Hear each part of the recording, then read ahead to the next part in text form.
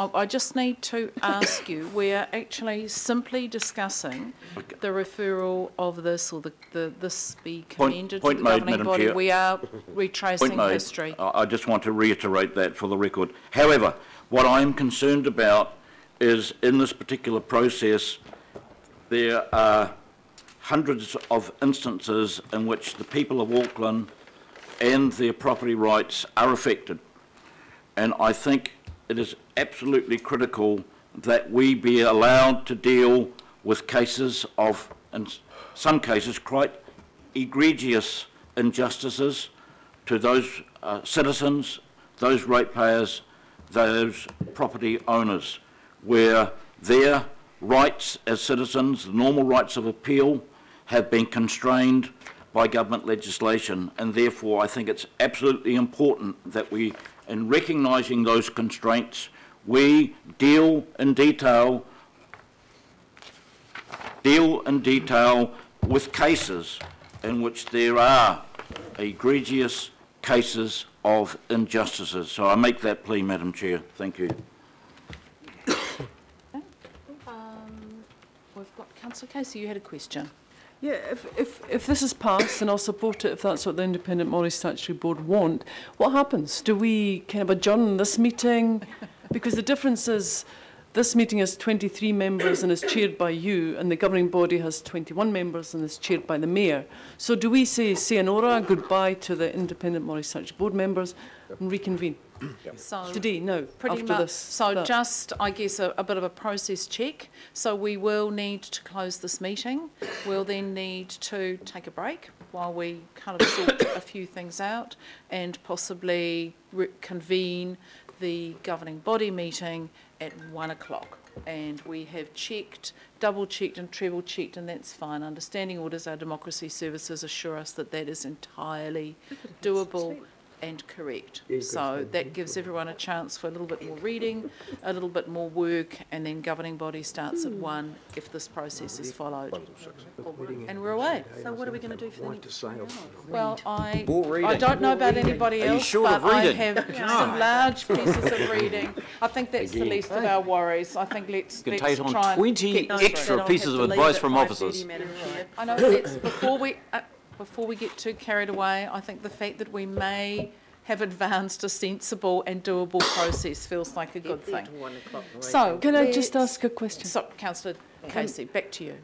There's a lot of people who've come for this meeting, including the media. Yep. Are we telling them to go away and come back? And I don't understand the gap, to be honest. So the gap is the advice that we've got from Democracy Services is that at the kind of arcane and mysterious way in which these things work, that a gap is required. Marguerite, or would you like to explain the gap? Change the chair. Believe you me, if we could do things quickly and easily in local government, life would be different. It's not always that way. Marguerite.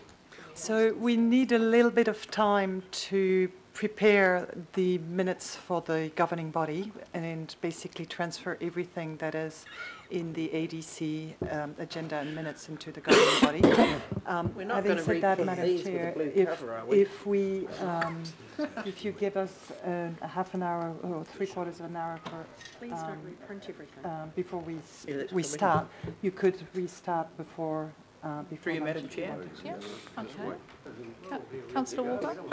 I'm assuming that we're not going to print everything again. It'll just be a digital transformation. No, it's actually surprisingly simple. For anyone who didn't quite catch what Marguerite said, all that needs to happen is just some fairly simple transferring over of things that say ADC to things that say governing body. It may have taken longer.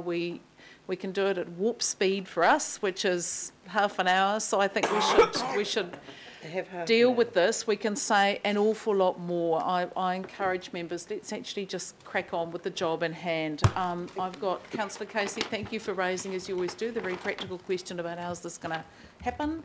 I've got Councillor Wood. Yeah, thank you, Madam Chair, and I thank the Mayor and the Independent Māori Statutory Board and the officers for arriving at this position. I think it was the position that a lot of us actually put forward at the governing body last week. And it's really good, and that vote, I think it was 13-8, I think it was a lot of really practical information that members brought to that meeting, and I think that's now come to fruition. I just really want to clarify the position in relation to why this matter is going to the governing body. And it's going to the governing body because our delegation manual says that the unitary plan will be signed off by the governing body. And that is the body, I think, is the proper place for that to happen. And as far as the Independent Maori Statutory Board, yes, they have contributed through the Auckland Development Committee, and I congratulate them and thank them for that. But they are not members of the governing body. So we do have this conundrum that we have to, it is the governing body, and I think we were going into a really difficult situation if we were going to have the Auckland Development Committee doing part of the deliberation and then the governing body taking over, because we've seen what has happened in previous occasions when we've been told it'll go to the governing body for a further debate, get there, and it's truncated, and very little debate happens at that time. So I think this is a good way forward. In relation to this commends, I also do have concern about that word, because recommends is what the council does when we're pushing moving something to a higher committee, to the governing body, and I think in that word isn't the appropriate word. I would suggest that it should be refers the staff recommendations to the governing body and just leave it at that. I think we're making it difficult for ourselves and we're being, as usual, it's something which doesn't need to be there, and do that, and I think we'll move forward. Thank you. Happy to second that if you want to move that, George. Well, I'll move it as an amendment if that's the case. I'll second that. So, hang on. It's going to take us to 1 o'clock to get through this at this rate. Councillors, we're all sort of saying the same thing. I think we're, dancing on the head of a pin here. Ever? Councillors, I think we need to move on. Councillor Fletcher. Thank you, Madam Chair. And if I'm not as clear today, I had a new grandson born in the early hours of this morning, and I've been awake for a very long time, and it was important to me I was here today because this is the most historic moment, I think, in Auckland, and we are charged with the responsibility of all Aucklanders now and into the future. So there's property issues in terms of the 500,000 odd titles and things that we have, but process has been important. Last week I moved that the matter was considered by the governing body. That was ruled out of order. And why I moved it was based on what information we'd been given from day one, and also some independent legal advice that I had received. It had nothing to do with the Independent Maori Statutory Board, and I'd be very disappointed to think that that was the motivation for it. But why I want to just pause and be really clear today on process, and forgive me if I've missed something, but I ploughed my way through over the weekend this material. I feel that I have a relatively good handle, and I want to applaud the Independent Hearings Panel for the comprehensive approach that they've taken. The 18 months of submissions and deliberation. The night before last, I had this courier to my doorstep. There's some 820 pages. What I'm unclear of is, as we move to the governing body, and I know that there's a lot of discussion about commending and recommending and what it means, I want to take it one step back and say, are we not just commending this to the governing body at this time? If so, I need some answers to the questions as to who directed the officers to pick up the issues that they have traversed in this document.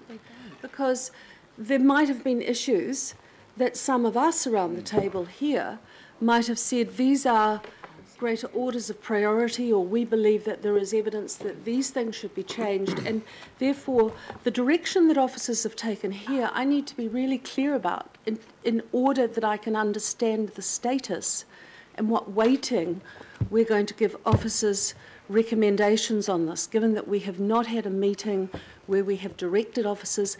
These are officers' responses. So what then does that mean for other issues that some of us may wish to raise? And as I say, I apologise, I've been up all night, a bit tired, probably not as clear as I should be, but I don't believe that B should be about this. I think B should be about that.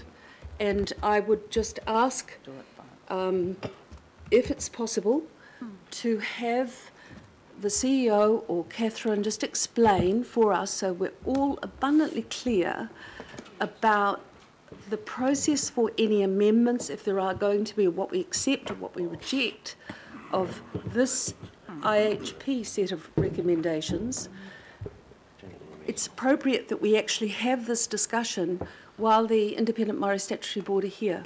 So I would really appreciate just a little bit more guidance on those issues that can be raised vis-a-vis those that have not been traversed within the work that officers have commissioned of their own accord to date. Okay, so as Chair, I will fill you in, Councillor Fletcher, and I'll hand over to Mrs. Pirrett, who will add to this. The entire process came from the Auckland plan, which we all agreed to and was set up as the long-term plan for Auckland. The notified unitary plan